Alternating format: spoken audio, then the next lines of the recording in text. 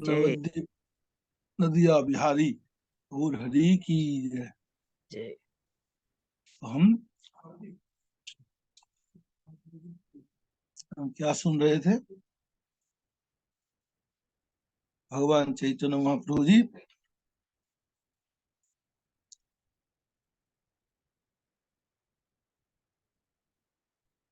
व्याकरण पढ़ा रहे हैं और व्याकरण के हर एक सूत्रवृत्ति में कृष्ण भगवान की महिमा, कृष्ण कथा।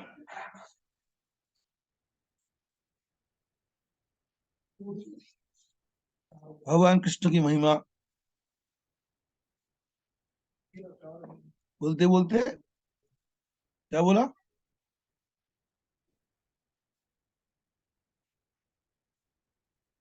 जहां चरणे दुर्वा जल दिली मात्र, कहू नहीं जमे से अधिकार पात्र। जिस भगवान के चरणों में ध्रुव और जल अर्पण करो, तुलसी नहीं बोला, तुलसी जल। इसलिए तुलसी नहीं बोला, तुलसी मिले तो सबसे अच्छा है। तुलसी नहीं मिलता है तो आप ध्रुव ही दे दोगे तो भी भगवान खुश हो जाएंगे। तो कहीं कहीं देखता हूँ भगवान शिव जी को बेलपत्र कोई चढ़ाता है, कोई ध्रुव चढ़ा देता है, कोई भंग का पत्ता चढ़ा देता है, ध्रुव भी चलता है। ये भगवान का प्रिय है।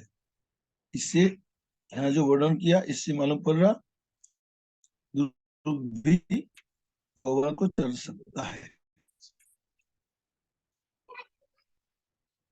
अघव कपुत नारी जे कोई लामोचन भजो भजो से नंदन नंदन चरण, जिन्होंने अघासुर बकासुर पुतना को उद्धार किया, उस भगवान कृष्ण की भक्ति करो।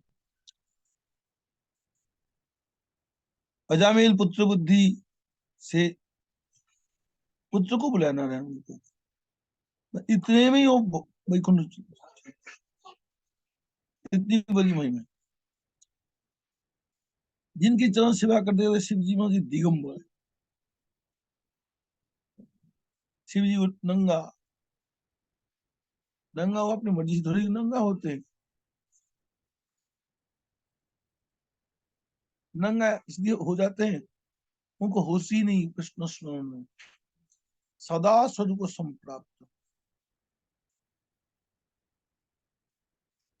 भगवान शिव जी को हमेशा ये बात एकदम उनके दिमाग में बना रहता, मैं भगवान कृष्ण का दास हूँ और कृष्ण नाम कृष्ण ध्यान में एकदम एंग्रोस रहते, एंग्रोस, टोटली एंग्रोस।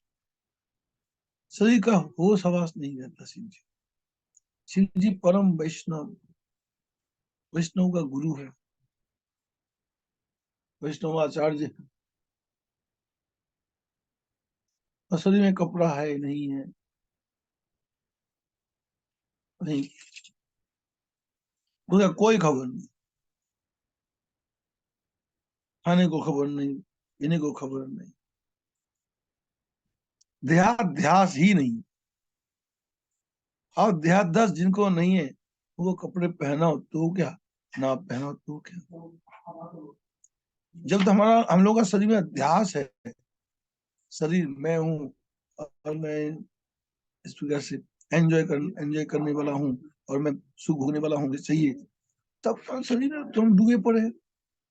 शरीर के दुख सुख को हमेशा ध्यान में, इसी का हम ध्यान कर रहे हैं, इसी का शरीर का ध्यान कर रहे हैं, भगवान का ध्यान, शरीर का ध्यान।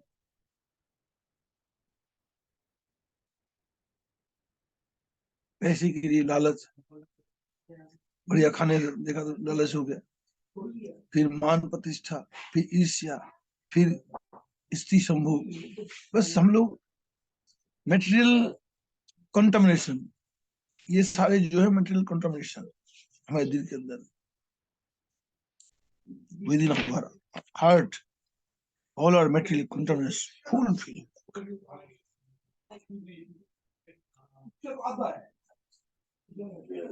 मेडिकल वाले थे वो।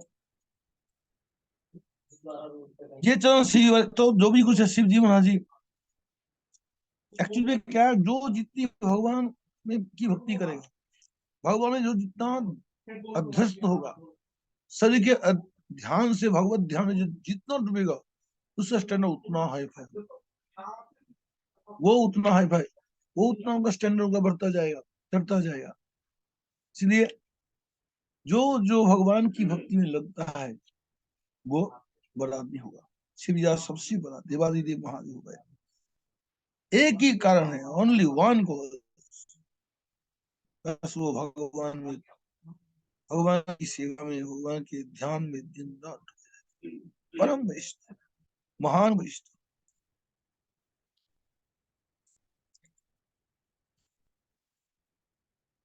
हम लोगों से दुनियावी मान प्रतिष्ठा भोग और दिन रात हमें इंद्रियों में डूबे डूबे हैं बस।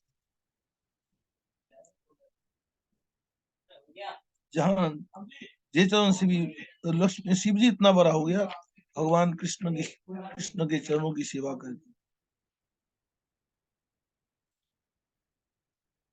ये चरण शिव वाली लक्ष्मी आदर, जिन चरणों की सही वाली लक्ष्मी जी हमेशा आदर से चरणों की सेवा करते। लक्ष्मी जी कौन है? लक्ष्मी जी कोई बहुत हाईएस्ट पर्सन, बहुत ऊंचे स्टैंडर्ड की देवी है। सब देवी में श्रेष्ठ देवी, सब देवी में श्रेष्ठ देवी।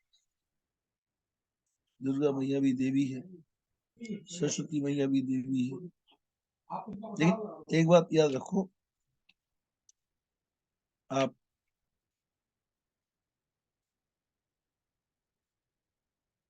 कोई लिखा पढ़ा है तो कोई नुकसान नहीं, अच्छी बात है।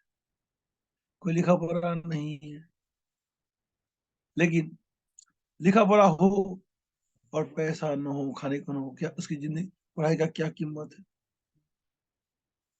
और लिखा पढ़ा नहीं है, खाना पीना पैसा भरमार है, क्या परेशान? ये सरस्वती से भी लक्ष्मी का आदर ज्यादा होना ही चाहिए, है ही है। और दुर्गा जी का जो स्टैंडर्ड है, दुर्गा जी जो जो फल देती है वो,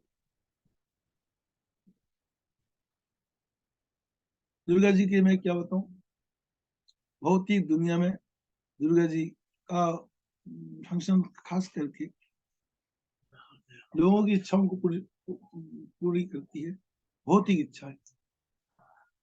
लेकिन भौतिक इच्छाओं को पूरी करते हुए किसी की शादी नहीं हो रही, शादी का जोग बना दे, किसी को भौतिक संपदा देती है। चलो कोई बात नहीं, दुर्गा जी शादी का जोग बनाती है, ज्यादातर लड़कियां दुर्गा जी पूजा करती है शादी। तो कोई बात, शादी करना तो जरूरी है, जरूरी है। अगर खाने पीने को ना हो, पैसा ना हो, तो शादी करके क्या फायदा?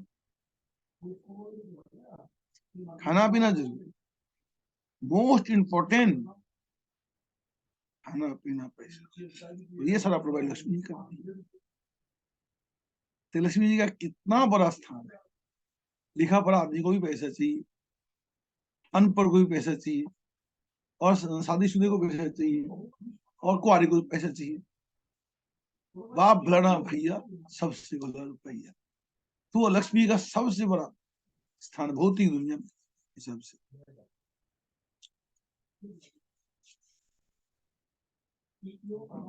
तो लक्ष्मी का इतना आदर हर क्षेत्र में, हर क्षेत्र में लक्ष्मी का आदर है। तो लक्ष्मी जी को इतना बड़ा एक अधिकार कैसे मिला? भगवान, और इतने बड़े अधिकार की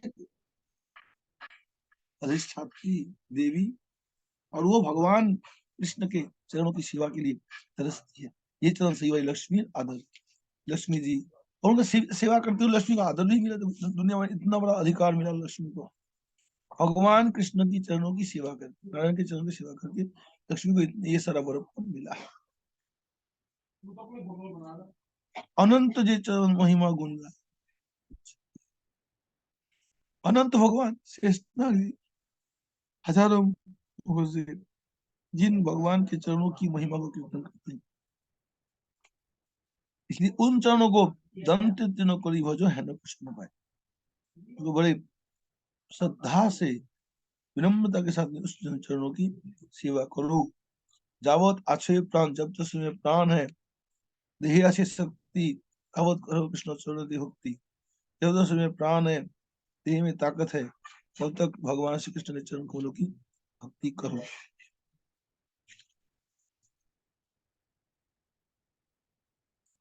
कृष्ण माता कृष्ण पिता कृष्ण प्रणधन, चरण धरिया बोली कृष्ण देहो मोर। कृष्ण ही माँ है, कृष्ण ही पाप है, कृष्ण ही प्राण है, कृष्ण ही धन है। कृष्ण से तो कुछ भी नहीं है।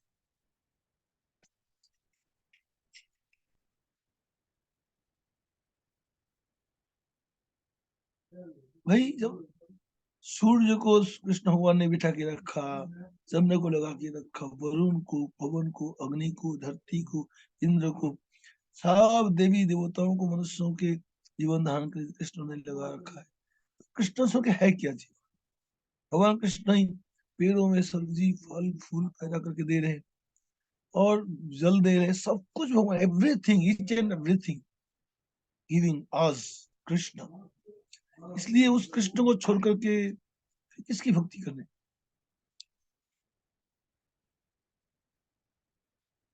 हाँ जी कहते चरण धरिया, अरे भैयाओ मैं तुम लोगों के पैर पकड़ के विनती करता हूँ, अब लोग भगवान कृष्ण में मन दो, कृष्ण में मन को लगाओ।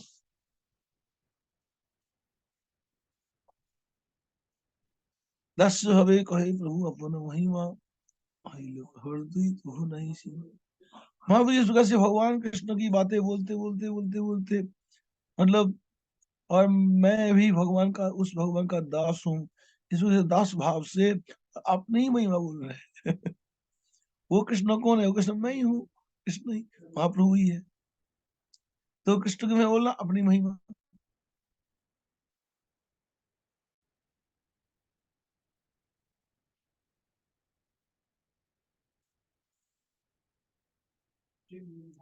मोहि तो पूर्व सब सुने अकुमन, निरुक्ति गति करो ना। अब भी वो तो मोहित थे, मुग्ध थे महाप्रभु के व्यवहार से, उनके पांडित्य से, उनकी कथा सुन रहे हैं, किंती किंती बातें सुन रहे हैं, किसी को सवाल करने का हिम्मत ही नहीं आया।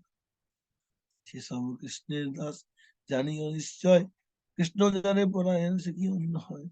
ये जितने विद्यार्थी है, ये एक्चुअल में ये सब भगवान कृष्ण के अति कृपा पात्र है, बड़े कृपा पात्र है।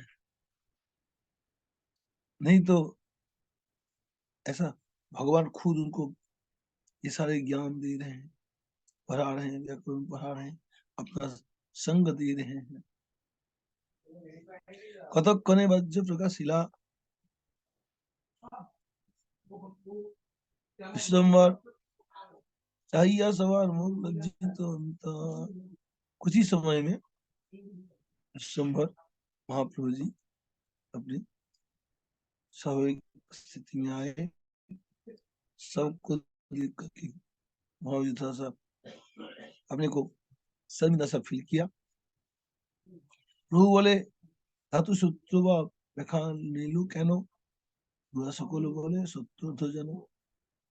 और महाप्रभु जी पूछा, भाई मैंने जो धातु के सूत्र का बखान किया वो कैसा हुआ?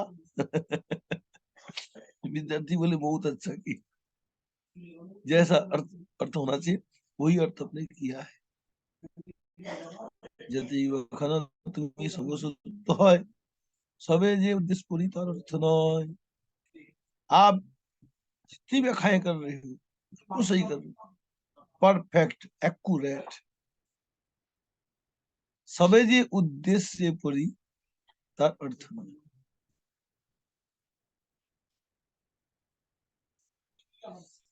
सबे जे उद्देश्य से पढ़ी, लेकिन हम लोग जिस उद्देश्य से पढ़ रहे हैं वो अर्थ नहीं, लेकिन आप जो अर्थ किया वो बिल्कुल सही अर्थ है। हम जो जिस उद्देश्य से पढ़ते हैं, हमारा पढ़ाई का मेन मकसद होता है, मेन टारगेट होता है रोज का पैसे कमाना। चाहे संस्कृत पढ़ ले, व्याकरण, ज्योतिष, छंद, भागवत, वेद, कुछ भी हम पढ़ लेते, हमारा मेन टारगेट होता है पैसे कमाना,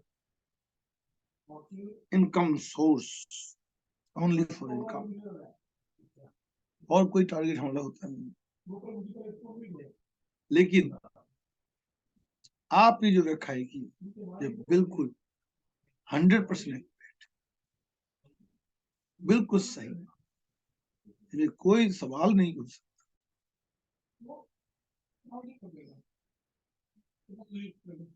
कहू बोले कहो देखी हमारे सकल आयु हमारे को नहीं ऐसी जीवी हॉल। वहां ने कहा भैया विद्यार्थियों, ये तो बताओ मेरे दिमाग में कहीं वायु चढ़ तो नहीं गया, मेरा दिमाग खराब तो नहीं हो गया। 70 रुपये कोनो वृत्ति करिए बखान, बोले सब एक हरिनाम। सूत्र के रूप में कौन सी वृत्ति मैंने बखान की है? उसने कहा आप मात्र हरिनाम की व्याख्या करिए।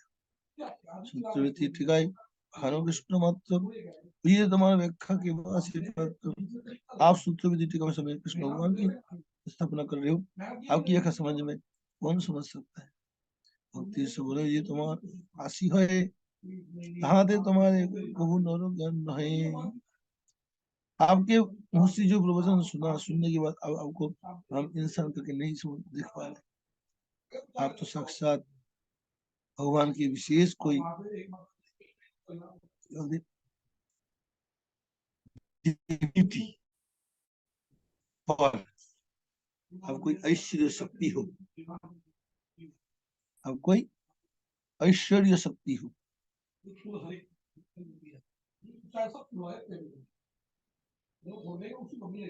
आपको हम अब इंसान के रूप में नहीं दिख रहे। अगर व्याकरण के सिंपल वही व्याख्या सुना देते हैं, पंडित जी अच्छा पंडित जानकार है, लेकिन उसने हरी कथा सुनाया तो उनकी बुद्धि साधारण बुद्धि खत्म हो गई, कोई एक्स्ट्रा ऑर्डिनरी है, नॉट ऑन ऑर्डिनरी, ये एक्स्ट्रा ऑर्डिनरी।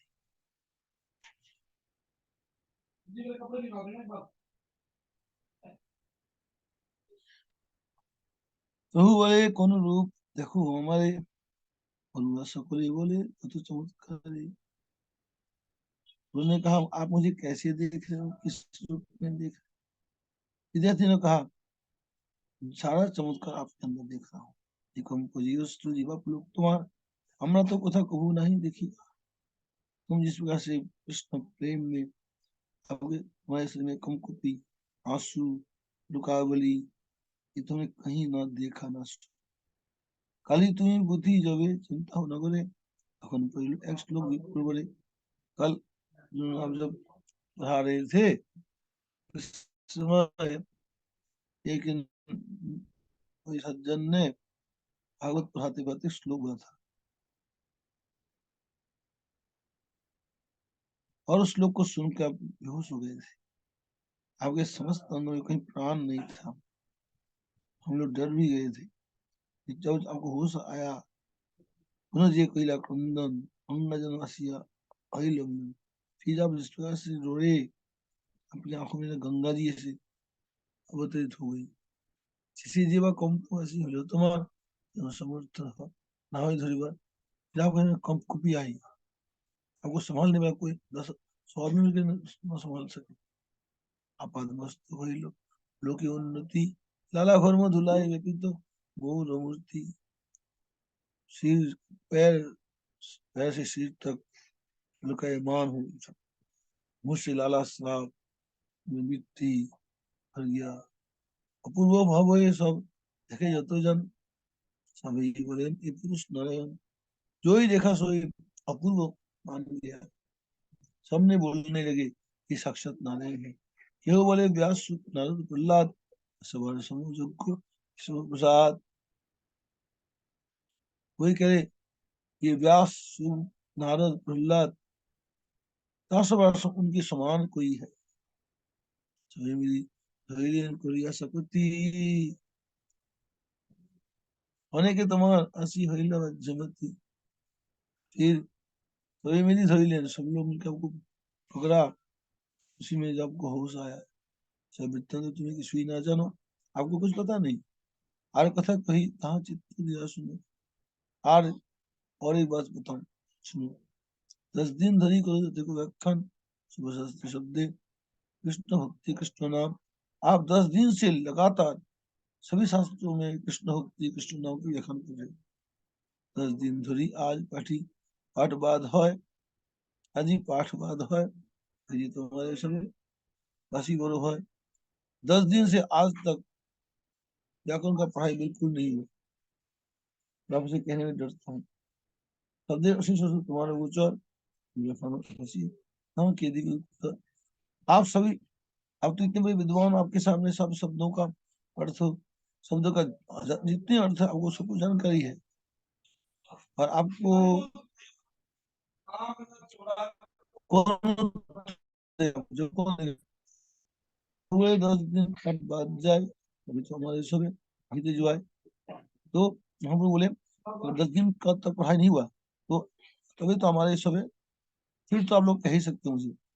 वह सकल परे बखाना उचित सत्य कृष्ण सकल शास्त्री सुमेर।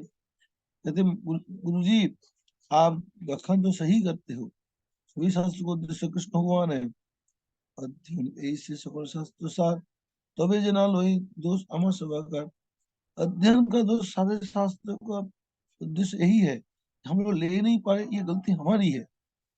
बोले जब अखन तुम्हें कर्तव्य सही से हाथ ना लो तो निज कर्म से।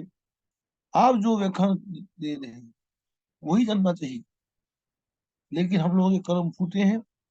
हम ले नहीं पा रहे। परिवार वाक्य तुष्ट हो ठाकुर। और विद्यार्थियों की बात सुन करके भगवान संतुष्ट हुए। वही थे लगे लगे प्रचुर। फिर कहने लगे प्रभु बोले भाई सब कहिला सुसत्य আমার এসব কথা পুণ্য অন্য তরে অগচ্ছ। महाप्रभु बोले अरे भाई सब तुमने सही बोला। हमारे ये सब कथा अन्य तरे अगच्छ। मैं भी इन बात को जानता हूँ लेकिन कह नहीं सकता हूँ। कृष्ण वर्ण एक शिशु में रोटी बजाए सभी देखी ताई भाई बोली सर्वथा है। क्या कहूँ।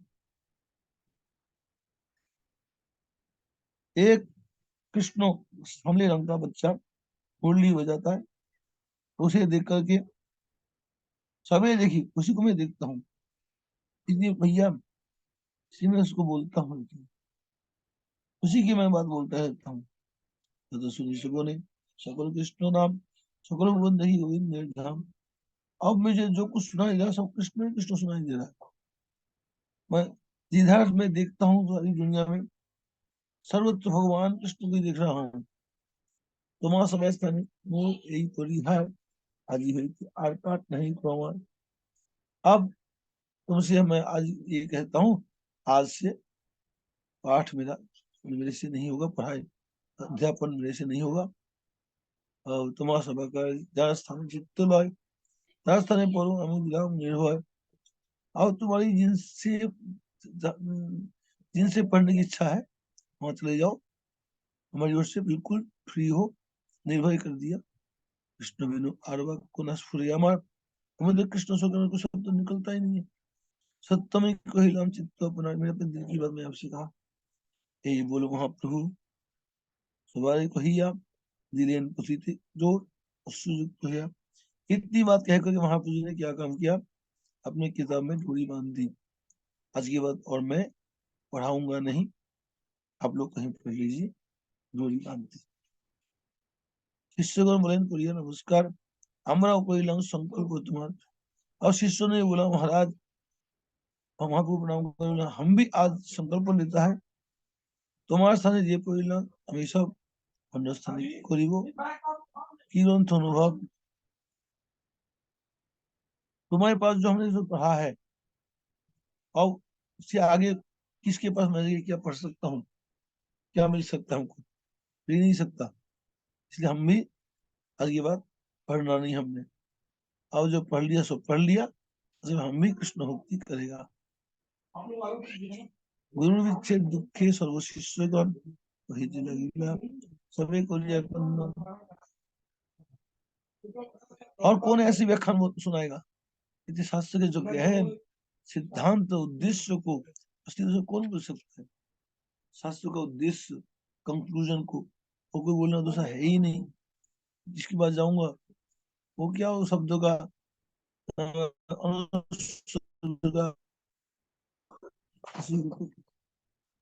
रटाएगा। इस विद्या का चरम यही है, सही कुछ हो नहीं सकता। अब सब विद्यार्थियों ने भी आंखों में आंसू आ गया, सब रोने लगे और सबने किताब में डोरी बांधी। और महाप्रभु का जो जुदाई और विद्यार्थी सहा नहीं जा रहा था। तुम्हारे मुखर्जी तो सुनी लो व्याख्यान, जन्म जन्म हृदय प्रभु से ध्यान। विद्यार्थी बोले गुरु जी आपके मुझे जो जो व्याख्याएं सुनी है हमने, बस जन्म जन्म मेरे हमारे हृदय में वो सब ज्ञान रहे। कारस्थ नहीं किया कर इवा पर इवांग सही बालो तुम्हारा। अब किसी कौन क्या पढ़ाऊंगा, जो आप से पढ़ लिया इतना है वैल्यू पर्याप्त है, और नहीं चाहिए। तो बोले प्रभु ने दिया जोर हाथ, पुस्तक दिया सब सब शिष्यगण जोर, सब लोग सब शिष्यों ने भी किताब में दूरी कर ली। बड़ी बड़ी शिष्यगण ध्वनि सभा को लेकर हमने निज मुनि, और सब शिष्यों ने हरिनाम संकीर्तन करना शुरू कर दिए। महाप्रभु जी भी रो रहे थे, शिष्यगण क्रंदन करे मुखे, जो भी शिष्यगण पर आनंद सुखे। सब विद्यार्थी रो रहे थे से नीचे कर और सब लोग परमानंद एक क्या बोलते हैं परमानंद में समझ गए। एक आध्यात्मिक आनंद का वातावरण हृदय में पैदा हुआ और सब लोग रो रहे थे। रुद्ध कंठ हईलें सर्व शिष्यगण, सब शिष्यों के कंठ भी भर गया, खुला नहीं जाए। आशीर्वाद को नंदन महाप्रभु सबको आशीर्वाद दिए। दिवस को हमें यदि वही कृष्णदास विशुद्ध हो तुम सवाल अभिलाष। यदि महाप्रभु ने बोला यदि मैं एक दिन भी भगवान की सेवा कुछ किया है उसके पुण्य आपको मिले, आप लोग सब भगवान कृष्ण तभी सिद्ध हो तुम सब, तुम्हारी सारी इच्छा पूरी हो, तुम सकल लो कृष्णेश्वरम, तुम भगवान कृष्ण के शरण में ग्रहण करो, कृष्ण पूर्ण हो सवाल बोला, तुम्हारे सब कृष्ण नाम से पूर्ण हो जाओ। सुबह सुनो कृष्ण नाम, कृष्ण हो तुम्हारा सभा कर धर्म प्राण, निरंतर कृष्ण नाम सुनो, कृष्ण हुआ तुम्हारे प्राण हो धन हो। ये पहला सही भलो हर कर जो नाई सभी मिली कृष्ण बोली एक टाइम इतना पढ़ लिया वही अच्छा है। और सभी मिली कृष्ण कृष्ण बोलो, इकट्ठे होकर कृष्ण नाम कीर्तन करो। हरे कृष्ण कृष्ण कृष्ण हरे हरे, हरे राम राम राम हरे। ठीक है, आज तक आज यहीं तक, फिर कल। हरे कृष्ण।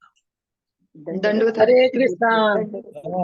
हरे गौरीचंद्राय राधिकाये तदालये कृष्णाय कृष्ण भक्ताय तद्भक्ताय नमो नमः।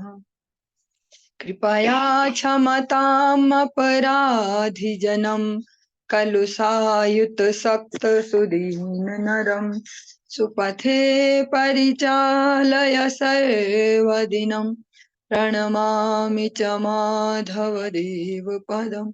तव कृपाकण अमार संबल, तव कृपा बिने नहीं अन्य बल। कृपा कर प्रभु दियाचिदाबल दास्तो मा प्रणमा दास्तो मा प्रणम। सर्वप्रथम भगवान के अभिन्न प्रकाश विग्रह संबंध ज्ञान प्रदाता परम पूज्य परिव्राजक आचार्य त्रिदंडी स्वामी अष्टोत्तर श्रीमद भक्ति प्रसाद विष्णु गोस्वामी गुरुदेव महाराज से पावन श्री चरण कमलों में असंख्य कोटि दंडवत ज्ञापित करते हुए उनकी अहेतु की कृपा प्रार्थना करती हूँ। वे अपनी कृपा वर्षण करें जिससे निज कर्ता अभिमान भाव को छोड़कर एकमात्र उनकी वाणी के वाहक के रूप में अपना परिचय दे सकूं। परम गुरुदेव नित्य लीला श्री भक्ति दयित माधव गोस्वामी महाराज परमेष्ठी गुरुदेव जगत गुरु भक्ति सिद्धांत सरस्वती गोस्वामी ठाकुर प्रभुपाद व समस्त गुरु परंपरा जय युक्त हूँ। श्रीमद नित्यानंद प्रभु श्री गौर हरि वृंदावन बिहारी राधा गोपीनाथ भगवान जय युक्त हूँ। वे हम सभी पर अपनी कृपा वर्षण करे। श्रीमद् भागवतम के अंतर्गत हम श्रवण कर रहे हैं प्रथम स्कंद अध्याय 13 और श्लोक संख्या 18 नंबर श्लोक से आज हम प्रारंभ करेंगे। ओम नमो भगवते वासुदेवाय ओम नमो भगवते वासुदेवाय ओम नमो भगवते वासुदेवाय। जो टॉपिक हम श्रवण कर रहे हैं श्रीमद् भागवतम में वो इस प्रकार है कि विदुर जी जो है वो वापस आ चुके हैं तीर्थ यात्रा के बाद साधु संग करने के उपरांत, और युधिष्ठिर महाराज उनसे उनकी कुशल क्षेम पूछते हैं, यथोचित उनका सत्कार करते हैं। अब विदुर जी उपदेश कर रहे हैं किसको? जो धृतराष्ट्र है उनको लक्ष्य करके बैठे सारे ही लोग हैं, लेकिन जो केंद्र बिंदु में धृतराष्ट्र हैं। कल जो लास्ट में हमने अंतिम श्लोक लिया था, एवं गृहेषु सक्तानां प्रमत्तानां तदीहया अत्यक्रामद विज्ञातः कालः परम दुस्तरः। विदुर जी कहते हैं धृतराष्ट्र को लक्ष्य करके जो लोग घरेलू मामलों में अत्यधिक लिप्त रहते हैं, जो गृह कार्यों में अत्यधिक लिप्त रहते हैं और उन्हीं के विचारों में मग्न रहते हैं, उन्हें दुस्तर सनातन काल अनजाने ही धर दबोचता है।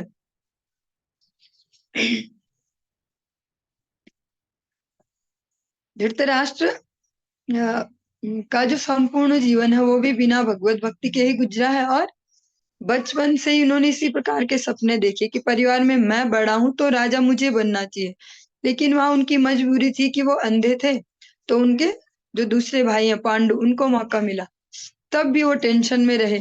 लेकिन जब पांडु की मृत्यु हो जाती है तो उन्हें थोड़ी शांति हो गई कि चलो फिर से ये गद्दी मेरे पास। फिर भी वो अब इस उसमें लग गए, इस प्रयास में कि ये परमानेंटली मेरी हो जाए और मैं ही अपने बेटों को भी इसको सौंप दूं। अब वो नहीं चाहते कि पांडु के पुत्र इस पर रहे।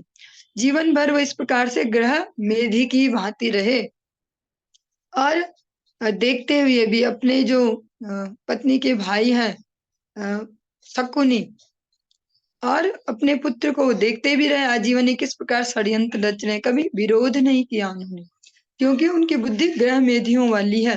वो चाहते सिक्योर हो जाए मेरे बच्चे भी, उनको ही ये राज्य मिले। अतः जो विदुर जी हैं अभी उनको ही लक्ष्य करके सारे उपदेश दे रहे हैं। विदुरस्तदभिप्रीत्य प्रेत्या धृतराष्ट्रमभाषत राजन् निर्गमयतां शीघ्रं पश्येदं भयमागतम्। महात्मा विदुर यह सब जानते थे,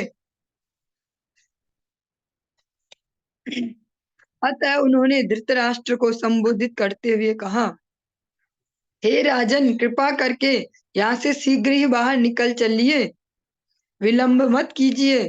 जरा देखे तो भय ने किस प्रकार आपको वशीभूत कर रखा है। विदुर जी आध्यात्मिक जीवन को भी अच्छे से जानते हैं और धृतराष्ट्र की मनस्थिति को भी अच्छे से जानते हैं, अतः अभी वही ऐसे जिम्मेदार व्यक्ति के रूप में जो धृतराष्ट्र को सही उपदेश दे सकते हैं और जिनसे धृतराष्ट्र सुनना भी चाहेंगे या सुन भी पाएंगे। तो वो धृतराष्ट्र को संबोधित करते हुए कहते हैं, हे राजन, कृपा करके यहाँ से शीघ्र बाहर चलिए। उनको राजा कहकर संबोधित करते हैं। ये एक तरीके का टोंट भी हो सकता है, जैसे हम किसी को बोलते ना सुनाते हुए, जबकि अब वो राजा नहीं है, वो गद्दी पर भी नहीं है। इस राज्य के लिए इतना बड़ा विश्व युद्ध हो चुका है, और जो दूसरे जो विपक्ष था वो उनके ही सारे पुत्र थे, अतः वे भी उसी पक्ष के हैं। लेकिन आज वे जो युधिष्ठिर जी हैं, उनके दया के अंतर्गत उनका जीवन पल रहा है, फिर भी वो वहां से जाने का नहीं सोच रहे। फिर भी वो जो उनको राजाओं वाला सत्कार मिल रहा है उसको ले रहे। युधिष्ठिर महाराज एक भगवत भक्त हैं, उनमें शालीनता है, इसलिए वो फिर भी अपनी जिम्मेदारी मान रहे अपने ताऊ जी को सेवा करना, जबकि उन्होंने ताऊ जी वाला कोई कर्तव्य तो किया नहीं। लेकिन धृतराष्ट्र अभी भी मजे से, जिसको बोल सकते हैं बिना शर्म के, वहां पर बैठे हुए और राजा की भांति सारे सुखों को भोग कर रहे हैं। इसीलिए विदुर जी उनको हे राजन इस प्रकार से टोंट करते हुए कहते हैं, अब यहाँ से जल्दी चलो, देर मत करो।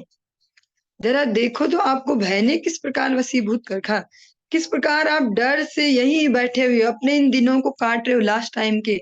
आप में कोई, जिस प्रकार से हम साधारण जगत में सुनते हैं ना कि बचपन कोई एज है भजन के लिए, या जवानों को ही बोल देंगे, या 60 से नीचे नीचे जो है उन सबको यही बोला जाता है अभी तुम्हारी अवस्था नहीं है भजन की, और जो 60 से ऊपर हो गए उनको बोल के कोई फायदा नहीं। तो इस प्रकार पूरा ही जीवन भजन के लिए नहीं है। ऐसे धृतराष्ट्र भी हैं, बचपन से भी उन्होंने कभी अध्यात्म की ओर ध्यान नहीं दिया, कभी विचार नहीं किया मैं क्यों हूं अंधा, मैं जन्मांध पैदा क्यों हुआ, बाकी सब लोग क्यों नहीं है ऐसे, ऐसा क्या डिफरेंस है मेरे में और इनमें, कभी इस प्रकार से चिंतन नहीं किया। जब वो सुनते भी हैं कि हाँ भगवान ने विराट रूप दिखाया दुर्योधन को, तब भी उन्हें कोई असर नहीं होता। तब भी वो बड़ी बेशर्मी से बोल देते हैं कि मैं सब समझ रहा हूँ, मैं सब समझ रहा हूँ विदुर, ऐसा होगा लेकिन मैं क्या करूं, मैं मजबूर हूं अपनी इच्छाओं के आगे, मैं अपने मन के आगे मजबूर हूं, मुझे पता है मेरे पुत्रों का विनाश ही होगा इसमें। विदुर जी को स्पष्ट बोलते हो महाभारत से पहले, लेकिन फिर भी मेरा मन मुझे इसी ओर ही ले जा रहा है।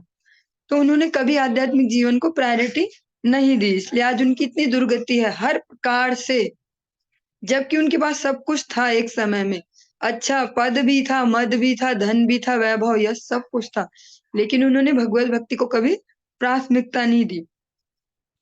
और अभी भी वो यही सोच रहे कि किसी प्रकार से मेरे बच्चे कुछ दिन यहाँ मजे से गुजर जाएं। ये तो सरल है ही पांडव, इनको तो शर्म है, ये तो मुझे कभी नहीं बोलेंगे कि निकलो यहाँ से, तुम्हारे ही बच्चों ने के लिए तो सारी दुनिया मरी है।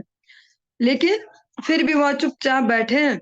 इसलिए विदुर जी उनको सही से अभी सलाह दे रहे हैं, उचित सलाह। और वहां पर एक और राजा भी है जो वास्तविक राजा है, युधिष्ठिर। राजन जो शब्द है उनके लिए भी हो सकता है, लेकिन अभी उनके लिए नहीं है, क्योंकि वो जानते हैं एक्चुअल में, वो आध्यात्मिक जीवन को भी जानते हैं और भौतिक जीवन को भी। महाराज युधिष्ठिर को उन्होंने इस प्रकार नहीं कहा, क्योंकि उन्हें पता है कि जो महाराज युधिष्ठिर हैं वे इस संसार की भयावह परिस्थिति से अवगत हैं और काल क्रम में स्वयं अपनी रक्षा कर सकेंगे जब विदुर जी नहीं भी होंगे। उन्हें भरोसा है कि युधिष्ठिर महाराज तो मेरी अनुपस्थिति में भी अपनी भलाई की ओर चल पड़ेंगे, लेकिन ये धृतराष्ट्र ऐसा नहीं कर पाएंगे। और अब कोई ऐसा है भी नहीं जो जिसको ये समझे कि ये मुझे कुछ बोल सकता है। अब तो वो बस आराम से बैठ के, जिसको बोलते हैं ना सेवा करवाना, बुढ़ापे में कर्तव्य हो जाता है, अधिकार क्या कर्तव्य भी हो जाता है कि बस सब सेवा करो। तो अभी धृतराष्ट्र इसी सीन में चल रहे हैं। कोई ऐसी योग्यता नहीं है कि जिसके लिए उनकी सेवा की जाए वहां बैठ के, न वो भगवत भजन करते अभी बैठ के, जैसे बोला जाता है बुढ़ापे में हरि भजन किया जाता है। तो विदुर जी ऐसे व्यक्ति जो उनको स्ट्रांगली ये बोल सकते हैं कि निकलो अब यहाँ से बाहर चलो, अब देर मत करो। प्रतिक्रिया न यश्य कुतश्चित कर्हिचित प्रभो स एष भगवान कालः सर्वेषां नः समागतः। इस भौतिक संसार में कोई भी व्यक्ति इस भयावह स्थिति का निराकरण नहीं कर सकता। हे स्वामी, शाश्वत काल के रूप में पूर्ण पुरुषोत्तम भगवान हम सबों के पास आ गए हैं। अविदुर जी अपने स्पष्ट शब्दों में, कठोर शब्दों में स्ट्रांगली उनको बोल रहे हैं, उन्हें सच्चाई बता रहे हैं। सच्चाई ये नहीं है कि तुम्हारी अभी बस लाइफ सिक्योर हो गई है, पांडव है सेवा करेंगे, कि आगे वाले भी हैं वो भी सेवा करेंगे और बस हो गया। नहीं, स्पष्ट बता रहे हैं इस भौतिक संसार में कोई भी व्यक्ति इस भयावह स्थिति का निराकरण नहीं कर सकता। जैसे ये हम सबके भी एक्सपीरियंस में, हम सभी के कि जो इंटरनल जो भय होता है ना, भय, उसको कोई नहीं मिटा सकता हमारा। हम किसी से उसको बोल सकते हैं, मुझे ऐसे लग रहा, मुझे ऐसे लग रहा, मुझे ऐसे लग रहा, कोई सांत्वना दे सकता है। अरे ऐसी बात नहीं है, ऐसा मत सोचा करो ना, सब ठीक ही होगा, भगवान है ना सब देखने वाले। अरे आप तो इतने अच्छे आदमी हो, आपने कभी किसी की बुराई नहीं की, किसी का बुरा नहीं किया, आपके साथ थोड़ी ना बुरा होगा। ऐसा कोई बोल सकता है हमें, लेकिन वो हमारे हृदय में उस सांत्वना को बिठा नहीं सकता है। क्यों? क्योंकि जो हमारा बेस है वो भय है। और भय क्यों है? क्योंकि अभी तक अभय चरणों का हमने आश्रय नहीं लिया उचित प्रकार से। जिसने सम्यक रूप से भगवान के अभय चरणों का आश्रय नहीं लिया, उसके भय को कोई नहीं मिटा सकता। यही विदुर जी धृतराष्ट्र को कह रहे हैं, तुम कितनी आवरण लपेट लो, यहाँ सब ठीक ही तो है, मेरा तो सब ठीक ही चल रहा, युद्ध हुआ तो हुआ, ये हुआ तो हुआ, मेरे तो सब सेट ही है, मेरी तो सेवा चल ही रही ना, मुझे तो टाइम पे खाना पीना मिल रहा, सफाई सेवा सब कुछ मिल ही तो रहा, आरामदायक बिस्तर ये वो सब मिल रहा, दवाई मिल रही, सब सब सेट है मेरा।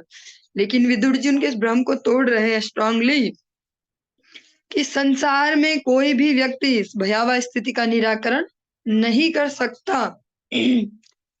इसी प्रकार से प्रहलाद महाराज जो कहते हैं अपने पिताजी को, मतिर न कृष्णा पर तो स्वतोवा, जो भगवान कृष्ण में मति है वो अपने प्रयास से या किसी अन्य के सिखाने से भी लगना मुश्किल है।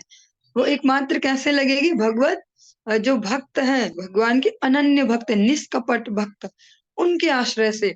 और यहाँ पर ऐसे भक्त की भूमिका में विदुर जी, तो वही अभी उनकी जो वो चित्त वृत्ति है, जो वज्र जैसा कठोर हृदय हो गया, उसको विदीर्ण करने का प्रयास कर रहे हैं विदुर जी। उनको याद दिलाते हैं कि यही नहीं रहने वाले हम, ये सब ऐसा ही नहीं रहने वाला। क्यों? क्योंकि जो परम, जो पूर्ण पुरुषोत्तम भगवान है, वो काल के रूप में हम सबके ऊपर आ चुके हैं। आप सबके पास जो श्रीमद् भगवत गीता है यथारूप, उसके लास्ट पेज पे भी जब आप देखोगे ना, कवर पेज पे, तो भगवान के विराट रूप का से हल्का हल्का फेस बना हुआ बैकग्राउंड में, और एक श्लोक लिखा कालोस्मि ऐसा करके, आप कभी देखना, अब इसके बाद क्लास के बाद देख सकते हैं। तो भगवान स्वयं कह रहे हैं कि जो काल भी मैं ही हूँ। यही विदुर जी आज धृतराष्ट्र को याद दिलाना चाह रहे हैं कि वे परम पुरुषोत्तम, पूर्ण पुरुषोत्तम भगवान अब काल के रूप में, इसको कह सकते हैं मृत्यु के रूप में हम सबके ऊपर आ चुके हैं। हम यही नहीं रहने वाले हैं हमेशा। येन चैवाभिपन्नोऽयं प्राणः प्रियतमैरपि जनः सद्यो वियुज्येत किमुतान्यर्धनादिभिः। जो भी सर्वोपरि काल, शाश्वत समय, काल की एक मीनिंग क्या है? एक है मृत्यु, एक है समय। और समय ही, समय और मृत्यु लगभग एक ही है, क्योंकि उसके अधीन ही है सब।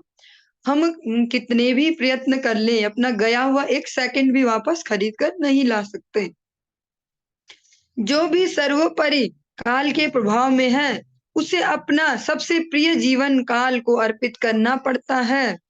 अन्य वस्तुओं यथा धन, सम्मान, संतान, भूमि तथा घर का तो कुछ कहना ही नहीं। विदुर जी इन वचनों को कह रहे हैं किसको? राजा धृतराष्ट्र को, जो सबसे पावरफुल साम्राज्य हस्तिनापुर के राजा रह चुके हैं और अभी उसके एक्स राजा के रूप में भी रह रहे हैं। जो भी इनको सारी सुविधाएं वो सारी उपलब्ध कराई जा रही है उनके एक्स राजा होने के लिए। उनको विदुर जी ये सलाह दे रहे हैं, उनको ये बता रहे हैं कि देखो, जो जो भी इस काल के अंतर्गत आता है, काल क्रम के अंतर्गत, और अगर हम इसको ठीक से समझ पाए तो ब्रह्मा जी तक भी सब इसी काल क्रम के अंतर्गत आते हैं। श्रीमद् भगवद गीता से अगर रेफरेंस ले, भगवान ने स्वयं कहा, आ ब्रह्म भुवना लोका पुनरावर्तिनोर्जुना मामुपेत्य तु कौन्तेय पुनर्जन्म न विद्यते। आ ब्रह्म भुवना लोका, ब्रह्म लोक तक भी कोई चला जाए जी प्रयास करके, उसको भी इस काल क्रम के बंधन में वापस फिर आना ही पड़ेगा, पुनरागमन होगा ही होगा। केवल जो मुझे ही निष्कपट भाव से मुझे भजते हैं और इस प्रकार से मेरी सेवा को करते हुए, केवल ऐसे नहीं कि मन से केवल सो कॉल्ड चिंतन के हाँ ठाकुर जी उनके लिए प्रैक्टिकली उनकी प्रसन्नता के लिए कार्य भी करते हैं, वही मुझ तक पहुंचते हैं और उनकी ही पुनरावृत्ति स्टॉप हो जाती है। जो उनके भाव बीज हैं, वर्जनम भव बीजानाम, उनके जो भाव के बीज हैं उनको मैं भून देता हूँ। और आप सभी को पता है कि जो बीज एक बार भून जाते हैं वो दोबारा जन्म नहीं लेते। तो वो बीज भूनते कैसे हैं? भगवान कृष्ण की शरणागति से, भगवान कृष्ण के निष्कपट सेवा से, उनके भक्तों की सेवा से। आज विदुर जी धृतराष्ट्र जी को याद दिला रहे हैं कि जो भी इस कालक्रम के अंतर्गत है, जिन सबको मृत्यु आनी है, सरल भाषा में बोले जिन सबको मृत्यु आनी है, और मृत्यु तो ब्रह्मा जी भी बोल रहे कि हिरण्यकश्यप को, तू मुझसे अमृत तो मांगना चाह रहा है, मुझे भी मृत्यु आती है भाई, तो मैं तुझे कैसे अमृतत्व का वरदान दूं? तो विदुर जी कह रहे हैं या अपना संपूर्ण जीवन भी उनको फिर छोड़ना ही होता है, जो हम अभी थोड़ी देर पहले विद इन 15 मिनट्स आप गुरुदेव के मुख से श्रवण कर रहे थे कि हम लोग केवल इस देह के देह अभिमान में ही रहते हैं, देह से रिलेटेड ही सब कुछ हमारी क्रियाकलाप है। दिन रात जो हमारा सुख है दुख है वो सारा बेस्ड है इस शरीर पर, मैं और अहम, मैं ये शरीर हूँ, इससे रिलेटेड जो है वो मेरा है, इस पर ही बेस्ड हमारा सारा जीवन है। विदुर जी कह रहे हैं ये जीवन उसको छोड़ना पड़ता है। और फिर जिन वस्तुओं पे हम अहंकार करते हैं ना, यथा धन, सम्मान, संतान, भूमि और घर, फिर इनकी तो क्या विसात, फिर इनकी क्या चले, हमें तो ये जीवन ही छोड़ना पड़ेगा। तो फिर इस शरीर से रिलेटेड जो है इन सब का तो क्या कहना। पितृभ्रातृ सुहृत पुत्रा हतास्ते विगतम वयम आत्मा च जरया ग्रस्तः परगे हमुपाससे। आपके पिता, भाई, शुभ चिंतक तथा पुत्र एक एक करके बहुत अच्छे से विदुर जी उनको इस प्रकार सुना रहे हैं। अगर टोंट भी बोले तो इस प्रकार की टोंट कर रहे हैं कि जो सीधे हृदय पे लगे, सीधे तीर निशाने पे लग जाए, ये बुरा मान जाए और निकल पड़े यहाँ से बाहर। आपके पिता, भाई, शुभ चिंतक तथा पुत्र सभी मर चुके हैं और दूर चले गए। जो जो भी हमें लगते मेरे हैं, तुम्हारे पिताजी गए, भाई चले गए जो तुम्हें बढ़िया समझते थे, तो जैसे बोल सकते हैं शकुनी या अन्य राजा जिन्होंने इनका साथ दिया, वो भी सब चले गए। तुम्हारे बच्चे भी चले गए जिन पे तुम्हें इतना अहंकार था, 100 पुत्रों का पिता हूं मैं। इसी कारण से उन्होंने गांधारी से विवाह किया था, क्योंकि गांधारी को वरदान है, आशीर्वाद है कि 100 पुत्रों की ये माँ बनेगी, इसलिए उन्होंने गांधारी से विवाह किया।